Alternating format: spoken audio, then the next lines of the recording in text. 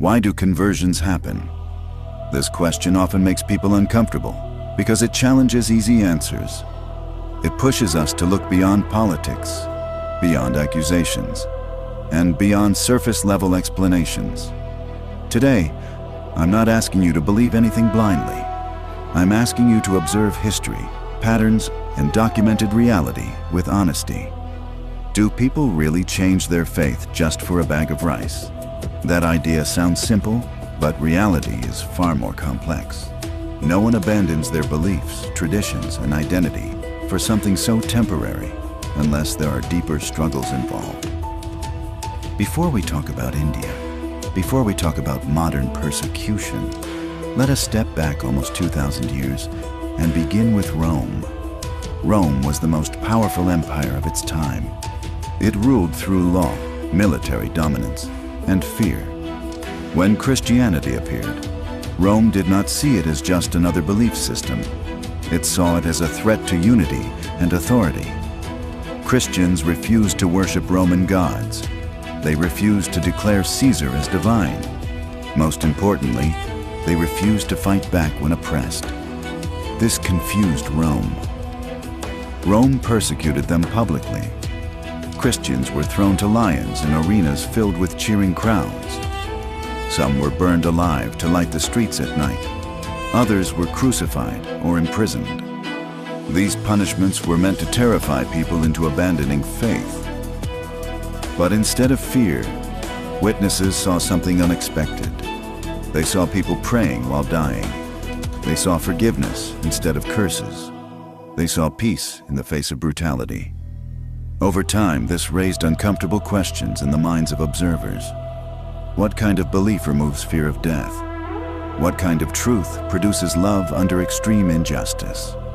Rome tried for nearly 300 years to destroy Christianity.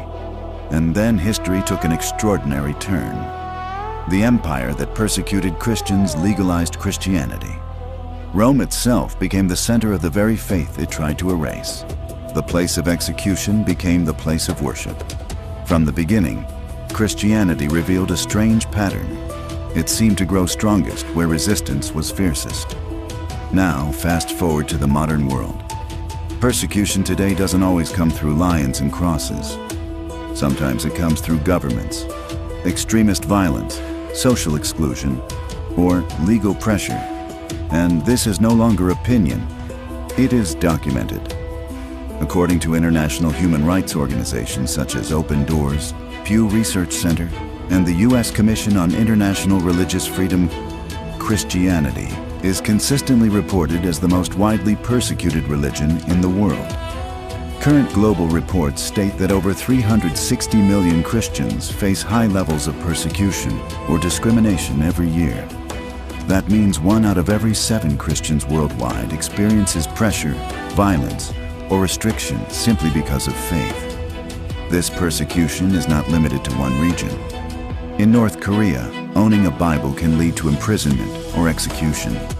In Afghanistan and Somalia, leaving Islam to follow Christianity can mean death. In Nigeria, thousands of Christians have been killed in recent years by extremist groups, with churches burned and entire villages destroyed. In Pakistan, blasphemy laws are frequently used to target Christian minorities. In parts of China, churches are demolished, crosses removed, and pastors arrested. These are not rumors. These are documented cases recorded year after year by global institutions. And yet, something stands out. Despite this scale of suffering, Christianity has not disappeared from these regions. In fact, in many of the most hostile environments, it continues to grow underground. When observers examine this logically, they are forced to ask a difficult question. Why does a faith survive and even expand under such pressure? To understand this better, let us look at resistance without violence. Resistance through ideology. In the 20th century, one of the strongest public opponents of Christianity was Madalyn Murray O'Hair, a famous atheist activist in the United States. She didn't just reject religion privately, she fought it publicly. She led the court case that removed prayer from American public schools and became a global symbol of resistance against Christianity. To strengthen her case, she even used her own son in court, presenting him as proof that religion was unnecessary and harmful. To the world, it appeared that Christianity had lost. The courts ruled in her favor. The culture applauded. Faith was pushed out of public institutions. But history repeated its pattern once again. Years later, that same son raised to oppose Christianity and used as a weapon against it, converted to Christianity. Not quietly, but openly. He became a preacher and publicly stated that atheism could not answer life's deepest questions about meaning, morality, and hope. Once again, strong resistance did not erase Christianity. It revealed it. Now bring this global pattern closer to India. India is one of the most connected nations in the world, with hundreds of millions of people online. Every year, especially around Christmas, videos emerge showing churches disrupted, prayer meetings attacked, and believers mocked or beaten. These videos go viral.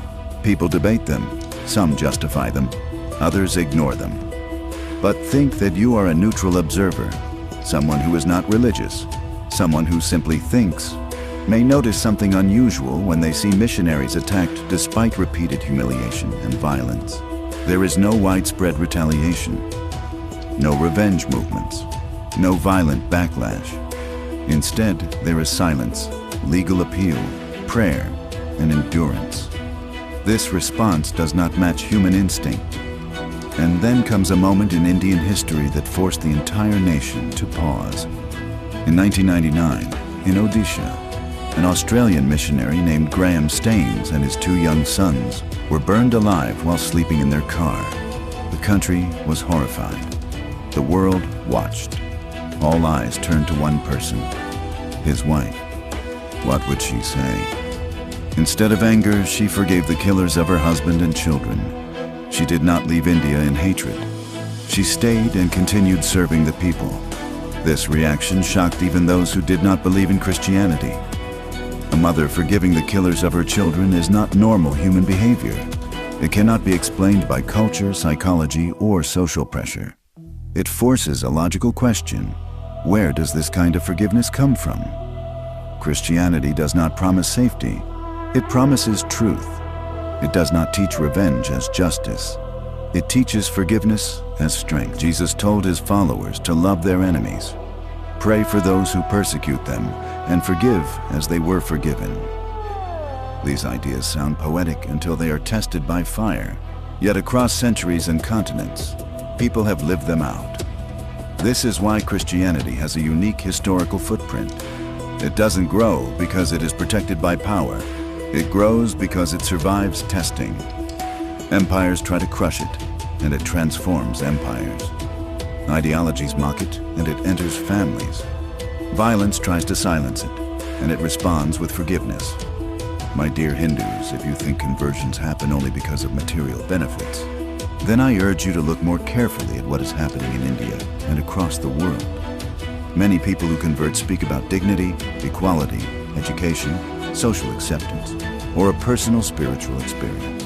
In some cases, they are leaving systems where they felt oppressed or unheard. When people across history observe this same pattern, Rome, modern courts, persecuted nations, grieving families, they begin to ask a quiet but powerful question.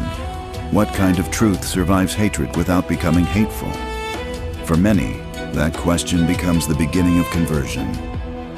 Not through force, not through fear, but through a love that history has tried and failed to destroy. That is one face of conversion. Now, as an Indian and as someone speaking specifically about Christianity, I want to end this video with honesty, not emotion. Let me first speak to Christians and Christian missionaries. If you believe in Jesus, then you must also follow his way. Jesus never forced anyone to follow him. In fact, he was very clear about what to do when people rejected his message. In the Gospel of Matthew chapter 10, Jesus tells his disciples that if a town or a house does not accept them, they should shake the dust off their feet and move on. In Luke chapter 9, we see Jesus himself walking away when people refuse to receive him. This matters. If a Christian shares the gospel and people say no, the biblical response is simple. Respect the rejection and leave. Forced faith is not Christianity. Pressure is not the gospel. Love cannot be compelled. When Christians forget this, they misrepresent Christ.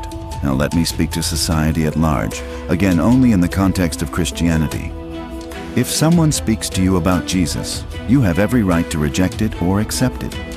Faith, by definition, must be a free choice. No one should be attacked for preaching peacefully, and no one should be attacked for refusing to believe. Conversation is not a crime. Violence is. Christianity did not grow in history because it was protected by power.